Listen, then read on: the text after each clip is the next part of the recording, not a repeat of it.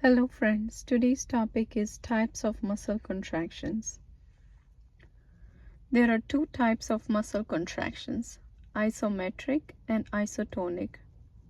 In isometric contractions, there is increase in the muscle tension, but the length of the muscle and the angle of contraction remains the same. The goal of these exercises is to increase stability and improve the circulation. They are commonly used to improve the posture or balance. They are also used in post-operative cases where the movements are contraindicated initially. In those cases, the goal of these exercises would be to improve the circulation around the area and to maintain the joint integrity. Isometric exercises have a tendency to increase the blood pressure due to increase in the muscle tension. So be careful when trying them with your patients having a diagnosis of hypertension. During isotonic exercises, the length of the muscle changes, the angle of the movement changes, but the muscle tension remains the same. There are two categories in isotonic contractions, concentric and eccentric.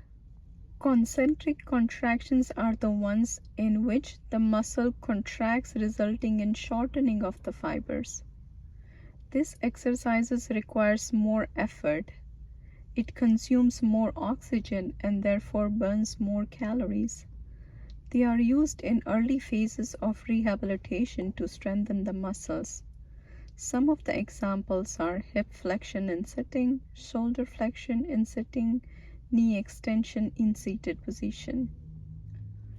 In contrast, eccentric contractions results in lengthening of the muscle fibers. This exercise requires more control. They are easy to perform, but they can lead to muscle tear if the movement is not controlled properly. There is also tendency for the muscle to go into the spasm easily following eccentric contractions.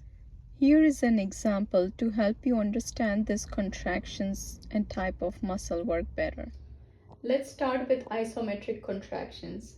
So when you're holding your elbow joint at a certain angle and resisting elbow flexion, your elbow flexors, your biceps, is working isometrically. When you're resisting elbow extension while holding the joint at a certain angle, your elbow extensors are working isometrically. Now, when it comes to isotonic contractions, this is an easier way to remember. Any movement occurring against gravity, your agonist muscles are contracting concentrically. And when a movement is occurring towards gravity, the antagonist muscles are contracting eccentrically. So when we start from full elbow extension to 90-degree flexion, the movement occurring is elbow flexion and your biceps is working concentrically. Now from 90-degree flexion to full elbow flexion, the movement is towards gravity. So your triceps is working eccentrically. If we go reverse, this is concentric muscle work of triceps, and from here down to full extension is eccentric muscle work of biceps. Thank you for watching.